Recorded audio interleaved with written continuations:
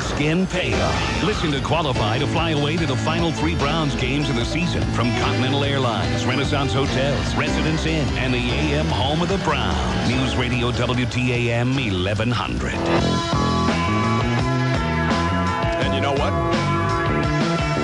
Your next cue to call is going to be sometime this hour in the pigskin payoff contest right here. Keep it tuned to the big one. Rick Gilmore. I don't care what color you are. Dumb is dumb. That's just dumb. On News Radio WTAM 1100. Tomorrow morning on the big one, hear your best Browns coverage with Doug Deacon and Kevin Johnson. News you can use about your money with Dr. Gene Hensler. And Paul Harvey, news and comment at 8:30. Wells and Coleman in the morning, weekdays 5 until 9 on News Radio WTAM 1100. I'm joined on the line by TJ the Cleveland Cabbie, who's written a new book, and it's very interesting, Affairs of a Street-Savvy, Not-So-Yellow Cabbie. It's got a picture on the back. I see you picked up Slash from Guns N' Roses and his new fiancée. Yeah, that was exciting. They were coming out of Fido's. Slash did a concert at Peabody's over on East 21st, and he was in Cleveland, and the night before, I was flagged down by his fiancée, and he came out, and a real nice guy, and... Big tipper? He gave me a $5 tip. Oh, who are the people that give you the in fact, it's somebody was on the line and they hung up. They wanted to know if you had a publisher because they said your book is filled with punctuation errors. And I said, I was just reading the warning inside here about, it said misspellings and that you really aren't all that good at, it's not awful. Here's my claim to fame. All of my books have been self-published. My first book, Affairs of a Cleveland Cabbie, my second book, The City Guide, and this one. I've talked to a couple publishers. I had one guy that was pretty interested, but as it turned out, I ended up doing everything myself, and one of my claims to fame is that it is not punctuated or, there's mistakes in it, yet the whole point by that is anybody could write a book. It doesn't have to be perfect, but if it's entertaining, it's going to sell. Let me sneak in a couple phone calls here before we tell some stories. Jerry in Cleveland, you're on the air. Hey, Rick. Yeah. Great program. Thank you. Say hi to TJ the Cabbie. Hey, TJ, what's going on? Hey, what's happening? Hey, I got a funny cabbie story for you. Good. I got off the boat in Hong Kong, and I think he was drunker than we were. The cab driver was? Yeah. Well, I had those Jerry Lewis Coke bottle glasses. Oh, I know what you're talking about. But we got where we were going in one piece. It says up there on the big board something about the FDR speech that I played? Yeah, I really enjoyed that. It's the first time I heard that in its entirety. That's why I played it on Pearl Harbor Day. For those who don't know, I played the entire declaration of war against Japan by FDR, and we always hear the quick clip. We always hear the December 7th and day which will live in infamy, but not the entire thing. And I thought it was interesting because I'd never heard it played in its entirety anywhere. Oh, it was great. I lost my father this year, and I could just imagine how he felt listening to that speech. He would have been, 16, and it was awesome. You know what was interesting was if you listen to current speeches, like when we decided we didn't exactly say we were going to war with Afghanistan, but when we talked about the fight on the war on terrorism, you can hear the same sort of things in that declaration of war on Japan, and you can say that, like FDR said, it's going to take a long time, and Bush said it's going to be a lengthy process, and you can find that it's generally the same sort of speech. Oh yeah, it's unreal. How about a cabbie story?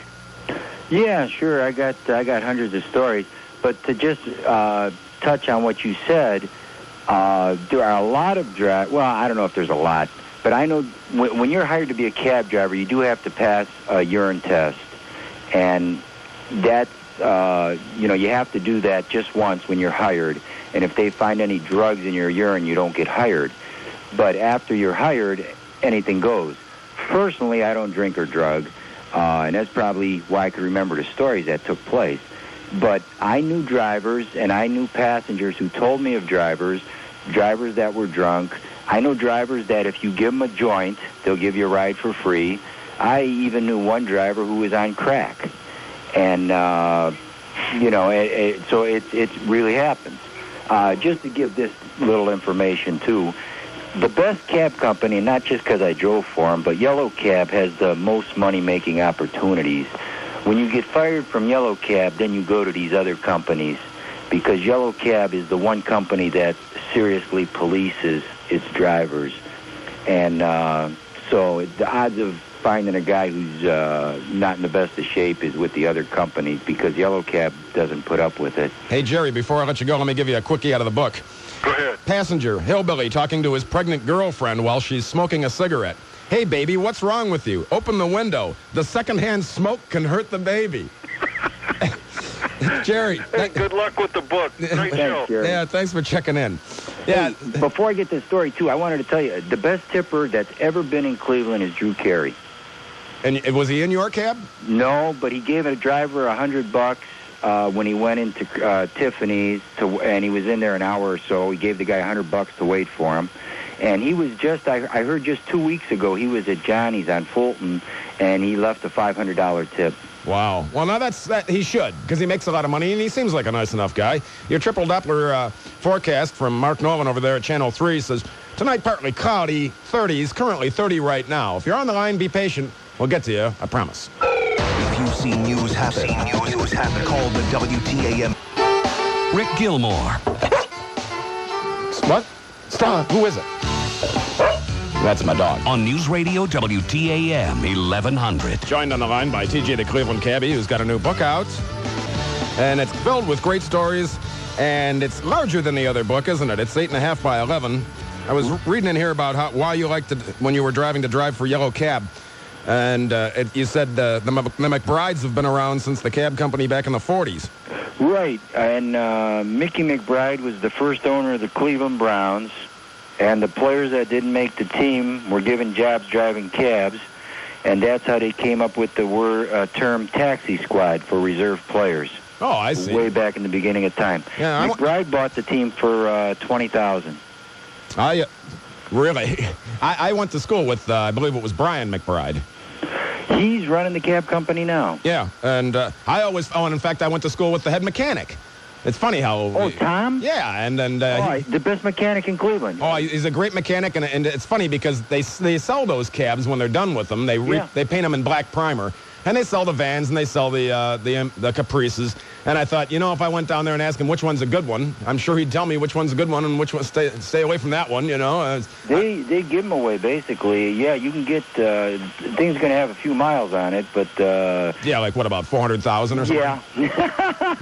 a lot of driving around in Cleveland and hitting potholes, but yeah. It's not unusual to do 200 miles in a 12-hour shift. So if that cab goes out every day and puts 200 miles on it, the miles start to add up real quick. And I'm reading another one of your cabbie quickies. Dispatcher, pick up a hillbilly at the Greenwich Tavern. Cabbie, I walked into the bar and yelled, taxi for hillbilly. Everybody turned their head. Yeah. Rick in a car, you're on the big one. Yeah, I drove for a Yellow Cab in the mid-'80s up through the mid-'90s. Some of the things TJ's saying, it was a lot of fun.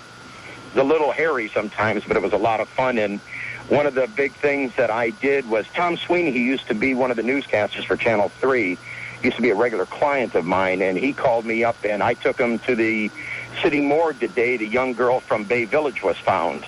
Oh, Amy Mahalovic? Yeah, and he told me on the way there that they had found Amy, and I brought the Moss Man back. But my favorite story when I drove nights for a while was at the Old Bond Court. There was a huge formal party, and a guy came out in a tux and asked me if I had an hour to spare, and I said sure, and he brought out this gorgeous redhead girl in a gown, and he told me to take him out to one of the darkest spots of the highways I could find. So I took him out 90 and up onto 2, and he told me to just turn my mirror up, and they just went at it in the back of the cab, and he gave me a $50 tip and said she just always wanted to do it in a cab. Well, hey, Rick, there you have it. Thanks for the story. Well, I imagine well, I don't really have time right now to get into another story. We're getting close to the news, but I'm sure you have a charge extra for sex in the back of the cab, don't you? I charge an extra 20. Oh, so 50 would have been fine. Oh, yeah, but you know what? People are usually generous when they want to fulfill that fantasy. Well, and besides, it's the heat of the moment. If you want to email me, Gilly at WTAM.com. You want to call, you know the phone number. You love it, 578-1100 in the 216 area code. Speaking with TJ, the Cleveland Cabbie. More fun stories and more of your phone calls coming up after the news, which starts right now. Continuing coverage on Cleveland's only news radio, WTAM 1100, a service of Clear Channel Worldwide. Another benefit concert tonight for the September 11th victims. Good evening. I'm Cliff Bakley, and this is the 1030 report on News Radio WTAM 1100. Details coming up. Channel 3 triple Doppler weather. Here's Mark Nolan. Falling into the 30s tonight with a partly cloudy sky and a cloud-sun mix for your Monday. 47. Currently 30 degrees at your official weather station, News Radio WTAM 1100. America United. America strikes back. Our in-depth team coverage continues right now. Latinos United for New York, a benefit concert for the victims of the September 11th attacks, underway now at Madison Square Garden in New York. ABC's Marcia Salter is there. There's a sellout crowd at MSG. It's a sea of American flags, lots of pride mixed with sabor.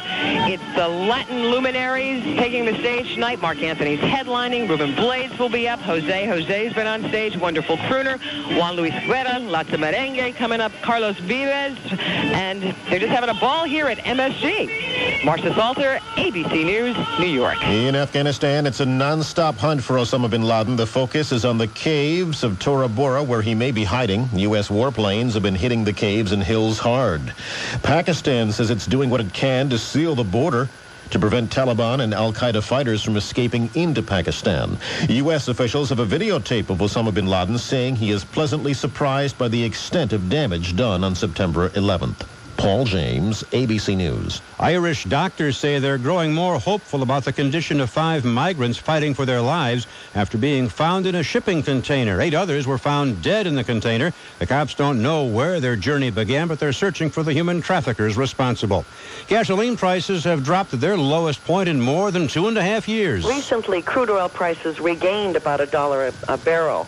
But instead of following crude oil, gasoline continued down. That is because we have swollen supplies of gasoline on hand. Trilby Lundberg says gas prices have fallen more than 40 cents a gallon since September 11th. Tim Couch was picked off 3 times, and the Browns offense did not score a touchdown in a 27-16 loss to New England. I'm Cliff Bakley on Cleveland's only news radio, WTAM 1100.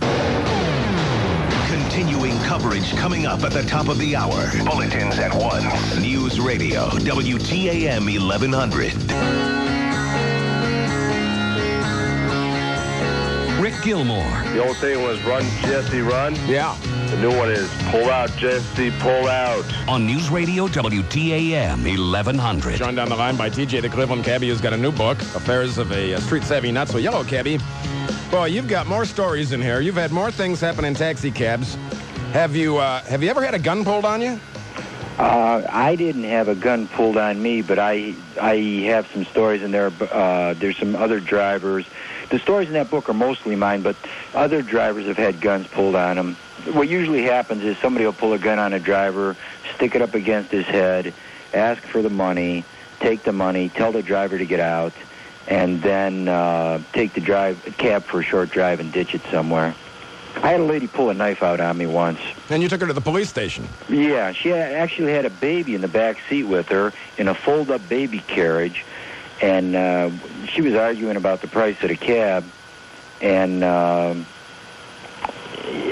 while we were arguing, all of a sudden she reached between the carriage, reached inside the baby carriage, and that was folded up, and pulled out this long knife, I don't know, like a big, long kitchen knife.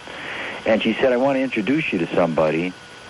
And I immediately said, put that away, don't be stupid. And, she was, I don't know, crazy, drunk, I don't know what. But I just happened to be going near the Fulton police station. And one of the good stories, and there are good stories, I've had, a policeman at the Fulton police station help me out on occasion. And I pulled right in there, and I said, well, now you can show your knife to the nice officer. And I jumped out of the cab, and the officer came out and relieved me of my passenger. What's funny is I'm looking at the book right now, and there's a picture that I had not noticed before. And it looks like a guy in the back of your cab that looks just like a friend of mine kissing a woman. The only thing is that woman is not his wife. I don't know Maybe they just look alike. That's a possibility. Hi, anonymous lady on line 3. You're on the air. I'm on the air? Yes. Yes. Is that TJ or is that Gilly? Both of us. We're both here. Both of us. Well, I know both of you. Gilly, thank you for allowing me to be on your program. And I want to thank TJ. He gave me his book. I don't know if he remembers me. He drove me home one time from Kaiser Hospital at night, and I live in Independence. I remember you. You do, TJ? I remember giving you the ride. I remember you told me that somebody once complained about giving you that ride. Yes, because they didn't think it was enough money. Yes, I remember you, yes. And yes, and I've read everything you said. I have learned so much from you, TJ. And I would like to purchase your new book. And where can I get it? What you want to do is call the book. Right now, this thing is fresh off the presses. And it's going to be at the bookstore on West 25th Street, which is... On West 25th and where? It's right next to the West Side Market. It's 1921 West 25th. Okay, write it down, Joan. But 1921? West 25th. 1921 West 25th. It's right next to the West Side Market. Okay, well, is it a bookstore or what is it? It's a bookstore. It's a bookstore. Because, see, you're speaking, but you're not telling us where to get this book. Yeah, let me give you the phone number for the bookstore, too. It's 5... Okay. 5... Joe, write it down. Hurry up. I'll write it down, and I'll give it out later here, too. So go, TJ. And you know what? That's the first time I saw my favorite guy on a radio. I saw Gilly in that book. Aw. There you go. That's adorable. Yes. Hold on, lady. 216. Okay. Hurry up. Right. No, tell me, TJ. 566. 566. 8895. Lady, I gotta go. She kept talking. I understand she likes the program. I couldn't even get the phone number here. 216-566. 8897. Does it have a name? Does the store have a name, or is it called? Yeah, it's called the bookstore on West 25th Street. It's like who's on first? And Mike is who is the owner. Okay. But the book is coming off the presses as we speak, and he's going to be the first one to carry it. All right. Let's go to Bill in Cleveland. You're on the big one. Yes, good evening, gentlemen. Evening. Good evening. Yes, TJ, you said you were dismissed by the cab company. Why did they let you go? You're allowed to drive as long as you have, when they hire you, they want you to have 4 points or less in the last 2 years. They'll let some guys drive with 6 points, but if you get up to 8 points or more, they once a year they check your license. And when they checked mine, I knew the end was near because I had 10 points. You know, you could take the state remedial driving course and knock off 2 of those points. Yeah, but I'll be honest with you. I worked the streets hard and fast for 5 years. Every night I drove, I learned something. When you first start out, you don't make a lot of money until you learn the ropes. And I got good at it. But most of the time when I went to traffic court, the police officer would agree with the prosecutor to keep the points off my license and just charge me with the fine. But then I came across one officer who wrote me 3 tickets in 3 months, the same guy, and he wouldn't keep the points off. But I think he did me a favor because it was time to switch gears. Okay, thank you very much. Yep, there you go. Now, one of those tickets you mentioned was for turning left on green. Well, to me, this is insanity. 3:30 in the morning, I'm taking a drunk home, and I'm going down West 25th, and there's a no left turn on green. Now, the reason that's there is they don't want traffic bogged down during heavy traffic. They don't want people trying to turn when traffic is heavy. 3:30 in the morning, I'm the only car on the road. I make a left on green, and the officer comes flying up behind me, and he's writing me a ticket. And, you know, I'm always real nice to an officer when I'm first stopped. And, you know, I don't buy this stuff. If you're nice to an officer, you're not going to get a ticket, because I've been nice to an officer on numerous occasions, and I always get the ticket. Sometimes... But you know what? I'll tell you, the nicest police are the Willoughby police and the Parma police. I got to admit, they've given me warnings. the Willoughby Police and Parma Police. And look, I always had good things to say about the Lakewood Police until a girl skipped on the fair and hit me in the face with a rock. Yeah, I read that story. She hit you in the face, and I guess they decided not to prosecute her, and they tried to blame you for taking her purse. This is what kills me, and there's stories in there. Every night when you're working these streets, you meet all kinds of punks and drunks, and all kinds of cons and hustlers. And I've been, when somebody doesn't want to pay the cab fare, I've been falsely accused of rape. I've been falsely accused of beating a guy up. I've been falsely accused of, of robbing somebody. A stripper didn't have money to pay me. When I pulled up to a cop car, she told the cop I stole $300 from her. I had a girl, happened to be an Arabic girl. She busted my front windshield with a bottle of perfume shaped like a league baseball because I asked for my money up front, which I do a lot at night, and she wanted to go to Middleburg Heights from Cleveland, so I wanted $20-30 up front. And she got mad. She told me she was rich and famous. And when I wouldn't give her the ride, she busted my windshield. When I call the cops, and when the cops show up, she tells them that she busted the windshield because I said it was a full-service cab ride. And if she didn't have sex with me, I wouldn't give her a ride home. Wow, what a ride indeed. I'm on the line with TJ, the Cleveland Cabbie. If you're on the phone line, be patient. Now, these important words on the big one. Paul Harvey, the man of... Rick Gilmore. I have never cheated on a woman ever. Ever.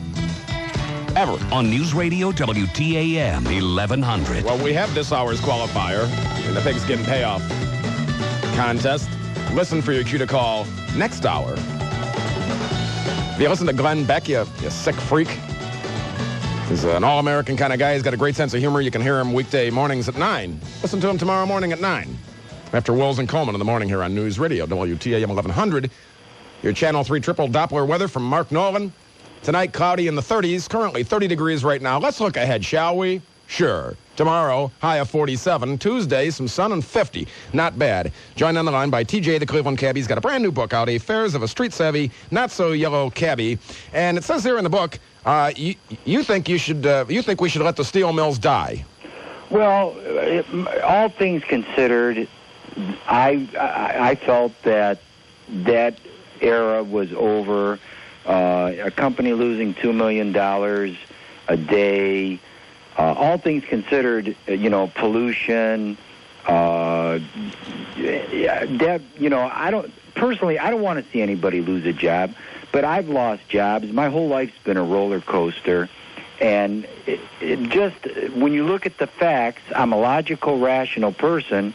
That chapter in history, 33 mills have closed down. If you were there, if you didn't see the handwriting on the wall, your glasses must be thicker than mine, Well, that's why I wonder about these politicians coming out now and saying, here I am to save the day. Well, when a company's in Chapter 11, it's like a premature baby on life support. You don't just walk away and ignore it.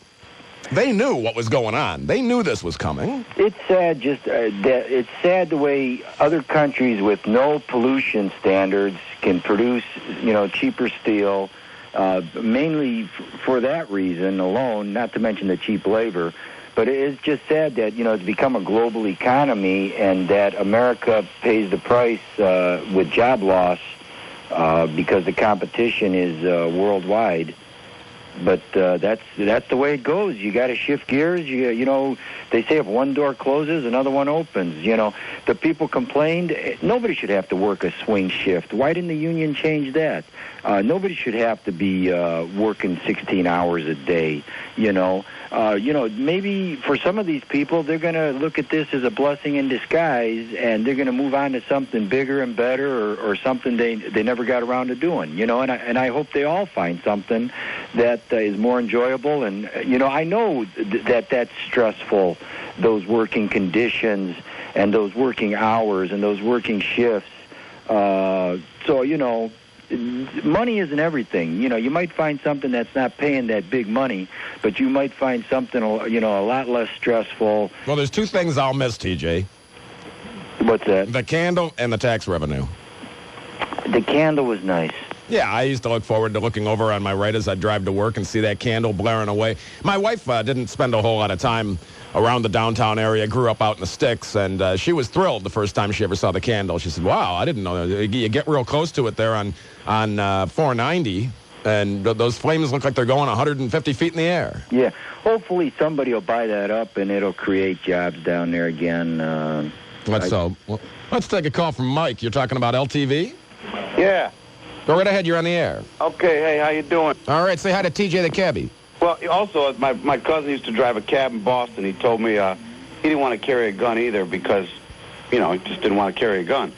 And but it was dangerous being a cabbie, as this guy's talking about. And so what he would do is he used to carry a stapler, just a regular stapler, like you'd use in an office on the left side of his seat. And when someone started acting funny, like they would, people, this guy would probably tell you, people start acting funny or he would reach down and grab the stapler and just click it. Like they couldn't see what it was. He would just click it. Oh, and people thought it was him cocking a gun. Yeah, it sounded like you were pulling the hammer back on a gun. That's funny. Well, hey, if it works. Yeah, he said it worked. The only thing you have to beware of is if the passenger has a gun that's loaded and is a real gun, not a stapler in the back seat. Right. If they have that, though, they were probably going to do it anyway. You know what I mean? Most people are just, they want to intimidate you or pull a knife on you or whatever. If they think that you're pulling a hammer back, they might, kind of... Yeah. He said it always worked, too. He said, he only did it a few times, but it always, calmed people down. Says up there on the big board something about the mills. And, well, I don't know. I don't want to sound like a jerk or something. But, look, I was talking to my wife and just recently married, and I said, what's up, with your pension? What do you got? What are you doing? She said, I really don't have one. I mean, we just started a 401k just a couple years ago, and I know a lot of people like that, and I'm the same way. I mean, I've never really had a pension or been, or expected one. And it's just, and I've lost jobs, and other people have lost jobs, and no one seems to really care, except for when they lose a job, it's like, the pension's like some God-given right, and the job's a God-given right, and, I mean, I know I probably sound terrible, but there's that's a good point. No, that's reality speaking. So many people busting their butt out there. This guy driving a cab, I can name you 100 guys I know, and I know I do. My wife, 15 years on a job. There's no pension. There's no guarantee of being taken care of for the rest of your life just because you busted your butt somewhere. It's nice. It'd be great. But, I mean, it's almost like, who are they compared to everybody else in this world, Well, Mike, and I got to run. I appreciate you checking in. I know some people feel that way. I mean, as this progressed, when they first started talking about LTV going under, it started out as it was completely awful, which it is awful. And then as the days went by, I would notice that the callers more and more were getting to the point where they were like, I wish these people would stop whining. If they're going to lose their job, look for another job. I don't know what to say. If you're on the line, be patient, hang on. The people that lose their jobs right before Christmas, that can never be a good thing, can it? I've got TJ the Cleveland Cabbie on the line, and if you're on the line, like I say, be patient. You'll hear these important words, and then coverage of what in the world's happening, then more of your phone calls here on the big one. Collect. Continuing coverage coming up at the bottom of the hour. Bulletins at 1. News Radio, WTA. Phone number here, 578-1100 in the 216 area code. Toll free, 888-723-WTAM. Joined on the line by TJ, the Cleveland Cabbie, who has a new book out called Affairs of a Street-Savvy, Not-So-Yellow Cabbie. And one of my favorite stories in here, TJ, we'd have to clean up so much to be able to even discuss it on the air. I don't even want to use initials of what this... It was the person that you picked up and wanted to go for a long, long ride and kept swearing and swearing and swearing. Oh, yeah. He went all the way, I think that was to Erie, PA. He went somewhere, and then you stopped at a little store, and what did he get? He went all the way, he went on an out-of-town trip. He goes on a $100 cab ride, and he goes into a convenience store. Now, the whole time on this ride, he's swearing the same thing over and over at you and at the air and at... He keeps talking to an imaginary dog. Oh, okay. Wow. And this guy's crazy, to say the least. So I'm listening to all this all the way down to Erie, PA. And I did the round trip. I gave him some kind of deal. It's like $100 one way, but I think I forget. I might have did it for $150 or something because it was round trip. Or I can't remember exactly what I charged him. But anyway, when we get there, he goes to a convenience store and he buys the local paper. And then he comes all the way back downtown, and I'm dropping him off on Public Square. And by then, I'm just burned out because he's cussing and swearing all the way there, all the way back. And then he wants to go back again. And I just had enough, so I told him to get out. And I go a few hundred feet, I pick up another passenger, and the first thing the guy says to me is, hey, is this yours? And I go, what? He goes, this paper. And so the guy went all the way to PA to pick up this paper, and then he left it in the back of the cab. Then, the scary part is that this guy lives in Cleveland. Yeah. Somewhere, and obviously mentally ill. Well, you have lunatics everywhere, all over the place. Well, once a guy got in my cab, and he says, first thing he says to me, he got in the front seat, which you don't really like, and the first thing he says to me is, I'm going to blow your brains out. What do you think about that? He says, well, he put it this way. He says, you're going to give me a ride home, I'm not going to pay you, and then I'm going to blow your brains out. Nice, huh? Yeah, and I turned to him, and I, like the one guy mentioned, click a stapler or act crazy. Well, I act a little crazy, and I'd say, well, I hope you don't miss. You already answered all my problems. And he says, hey, man, I'm just kidding. I said, yeah, you got a real nice sense of humor. I had a train conductor tell me that once. He says, a guy was on the train and didn't want to pay, got on the train and didn't have a ticket. And so the train's already moving, and the conductor says, I have to collect money for wherever they were going. And the guy says, I'm not going to pay you nothing. If you keep giving me a hard time, I'm going to pull out my pistol and I'm going to shoot you. And he says, don't miss, man, because if you do, I'm going to beat you to death. And then the guy forked over some dough. Yeah. I'll tell you, the worst joke you can tell a cab driver is get in a cab and say, I don't have any money. Yeah, that's what you live on. Right, because every day somebody's stiffing a cab driver. There's all kinds of stories about how people say they're going on a round trip. If you don't get your money up front, you might not get paid. They say they're making 2 stops. They get out at the first stop and they run away. People say my girlfriend's paying on the other end. It's just endless. I'll write you a check for twice the amount. Yeah, and so twice the amount of the check will bounce? Yeah, so I asked the guy if he'd write me a check for 3 times the amount, and he said, sure. And I said, why don't you write yourself a check for $20,000 and buy a car or something? Hey, Vicky, you're on the big one. Hi, Gilly. Howdy. Hi, TJ. Hello. How are you? Good. Hey, first question for you. Is your book available on tape? If it isn't, it needs to be. That's a good idea. You know what else I thought about doing? I thought about making a CD-ROM with all these pictures. Well, the pictures aren't going to help me unless you have a caption to describe them with. But I know I'm just one of many blind or visually impaired people that would like to hear this book. Because I've had my own share of cab stories. Obviously from a little bit of a different angle. But I don't know how many blind people with dog guides you've ever picked up. You know what? I gave her, there's a story in the book about 2 blind people that were going over to the east side, and they were taking me to, they were going to visit a friend, and they were giving me directions. Oh, yeah. And they took me down a one-way street, and they were working on the road, so it was a dead end, and there was a gang back there, and I was fearing for my life. I've had several times where I've had to give the cab drivers directions. I had one cab driver feel that he could rip me off because I couldn't see. Oh, sure. And I gave him quite accurate directions, and I even told him when he turned wrong. A rather surprised gentleman, but I think the one that was the clincher was when I call for a cab. Now, I don't go on cab rides very often because most of the time I walk or I take the bus because, quite frankly, I can't afford it. But when I call for a cab, I tell the person who answers the phone that I'm blind and I use a dog guide, and I'll even say, it's a German Shepherd or whatever, and so that the cab driver will let me know that he's there. Right. Well, obviously, if I hear a car running, I'm not going to go up to anybody's car. That could be a bit of a disaster. Right. Well, I was waiting for this cab for quite a while, and there was a car idling. But I wasn't about to go find out if it was the cab. I figured, I told, the dispatcher what they needed to know. I would say I stood there about 25 minutes with this cab, or this car idling, when finally I heard a door close and I heard a gentleman say, were you waiting for a cab? And I said, yes, as a matter of fact, I was. He says, well, this is me. And I said, well, did the dispatcher not tell you that, that I was blind and I had a dog? He says, well, Yes, but I just assumed the dog would let you know. Yeah. He was waiting for my dog to tell me, I guess. Never underestimate the ignorance of a cab driver. Well, believe me, that's just... I could write my own book. I believe Gilly, you.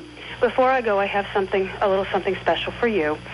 My first Christmas present that I received from my friend Mary is a stuffed toy, Santa Claus, who appears as if he is sitting like a little child would with his legs stretched out in front of him. And he's got, all the Santa Claus garb on, and he has a big, big smile on his face. And this is what he says. Listen closely. Oh, my bag's a little lighter now.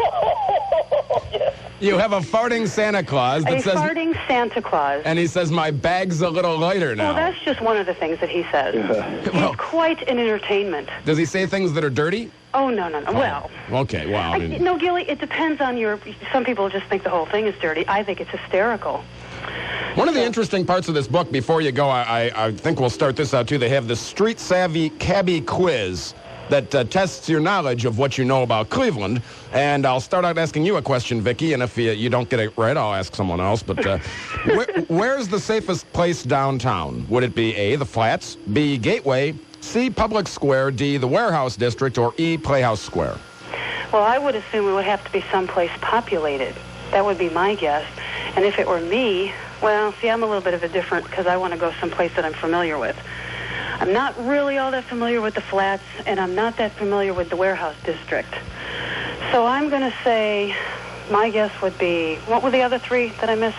Gateway, Public Square, or the Playhouse Square. I'm not real familiar with Gateway either, so I'd take Public Square. Well, I'll tell you what, I will give this one away. It was Playhouse Square, and why, TJ? It's just heavily patrolled, and there's a lot of people that go to the theater there, and it's just heavily patrolled. I don't see any panhandlers there or vagrants. It's just my experience. It's the safest place. I'm surprised that it's more patrolled than Public Square. I guess maybe my experience has been a little different. But well, Public Square, you have more suspicious characters wandering around waiting for buses. You're talking about me again, huh? You're not. Hey, you know what? You're not a suspicious character. Yeah, but I got to say this. I love those dogs because I've ridden the bus quite a bit, and I've seen a lot of people get on the bus with the dogs. Those dogs are terrific, aren't they? Well, it's a big teamwork, and of course my dog is well, I'm a dog trainer by profession. I don't train dog guides, but I train everything else now, and I had to teach my dog a very important thing. He had to learn how to root for the Indians, and he had to learn how to hate the Yankees. And he's quite good at it. Yeah. All right. Hey, Vicki, thanks for calling. Take care. Yeah, all right, you too. Yeah, I've met Vicki's dog.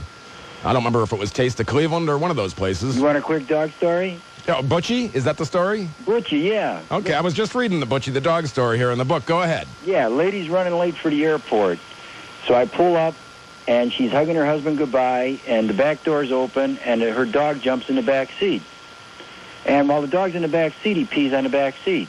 So now this lady's in a hurry to get to the airport. So she's getting ready to get in the cab, and I go, hey, lady, your dog just peed in the back seat. And she says, oh, poor Butchie, he has a bladder problem. And I said, well, what are you going to do? And she said, oh, I'll sit in the front. So she just got the dog out, and she jumped in the front seat.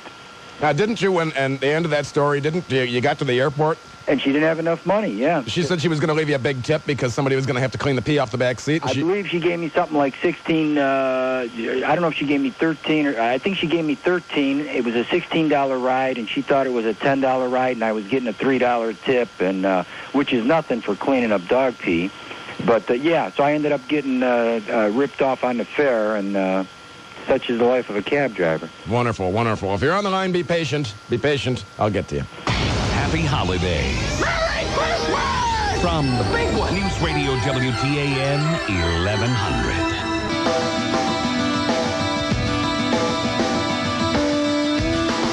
Rick Gilmour. Okay, so what am I guilty? What am I guilty of sinning? On News Radio WTAM 1100. Your next chance to qualify in the pigskin payoff will be in the 7 o'clock hour tomorrow during Wills and Coleman in the morning here on the big one. You know, the best of Trevisano CDs, a great stocking stuffer. Round 2's available now at Medic drugstores, participating Borders Books in Beechwood, Cuyahoga Falls, Fairlawn, Solon, Strongsville, Westlake, at all Arabicas, including the brand new Cobblestone Square location in Sheffield Village, and at the Catalanos, that ends in a vowel, Catalano's Stop and Shop in Highland Heights. It's worth the price of admission just to see Kim in a hot tub. In the hot tub, yeah. With the Labatt Blue Girls. Or you can order online at WTAM.com. Your Channel 3 triple Doppler weather from Mark Nolan tonight. Lows in the 30s. Currently 30 degrees in Cleveland, 30 degrees. Joined on the line by TJ, the Cleveland Cabbie, who's got a brand new book out. Affairs of a Street-Savvy, Not-So-Yellow Cabbie. This book available at a bookstore. It's called A Bookstore. The Bookstore on West 25th Street. The Bookstore on West 25th Street. The address there again? 1921. It's right by the West Side Market, right across from Market Street over there by Ohio City. Let me ask you a question now. One of these Street Savvy Cabbie quiz questions was the safest place downtown. Where do you think is the most dangerous spot for a cab driver in the city of Cleveland? Okay, first let me say this. All of downtown is relatively safe. It just so happens Playhouse Square is the safest, but all of downtown is compared to other cities, is very safe. The one place I wasn't too crazy about going to was, I wasn't crazy about going to 79th and Kinsman. I wasn't crazy about going to 113th and Miles. I wasn't too crazy about going to 40th and Community College. Well, That's where the driver was shot. Yeah, Cabbie got killed. 35th and Community, wasn't it, where he got shot? Yeah, but by the way, that guy was convicted. He went around bragging about it, and the cab company put up a $10,000 reward, Yellow Cab did, and somebody snitched on him for the reward, and they paraded several people into court who said this guy had come into the bar and was bragging that he had shot somebody. And the guy had just did 7 years in a detention home, and he was not the swiftest character in the world, and he didn't even rob the driver. The driver still had his money on him, and the guy, it was stated, was a crackhead, and even his own mother stated that he made remarks about doing this.